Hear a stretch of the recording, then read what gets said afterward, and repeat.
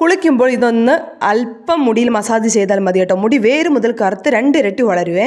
നമ്മുടെ നരച്ച മുടിയൊക്കെ മാറ്റി മുടി വേര് മുതൽ നല്ല ബ്ലാക്ക് കളർ ആക്കാനും അതുപോലെ തന്നെ നമുക്ക് മുടി കൊഴിച്ചിലൊക്കെ ഉണ്ടെങ്കിൽ അതൊക്കെ മാറ്റി മുടിയൊക്കെ നന്നായിട്ട് വളരാൻ ഹെൽപ്പ് ചെയ്യുന്ന ഒരു മെത്തേഡാണ് ഇന്ന് പരിചയപ്പെടുത്താൻ വേണ്ടിയിട്ട് പോകുന്നത്. പ്രായമായവർക്ക് ഉപയോഗിക്കാൻ പറ്റിയ ഒരു മെത്തേഡാണ് ഇത് തയ്യാറാക്കാനായിട്ട് മൈലാഞ്ചി ഇല, കറിവേപ്പില, കയ്യോന്നി, നീലാമരിയുടെ ഇല, പനിക്കൂർക്ക ഇല, ഉലുവ, കറ്റാർ വാഴ, കരിഞ്ജീരകം എന്നിവയാണ് നമുക്ക് ആവശ്യമായിട്ടുള്ളത്. ഇതിലൊരു ഐറ്റവും നിങ്ങൾ സ്കിപ്പ് ചെയ്യാൻ വേണ്ടിയിട്ട് പാടില്ലേ.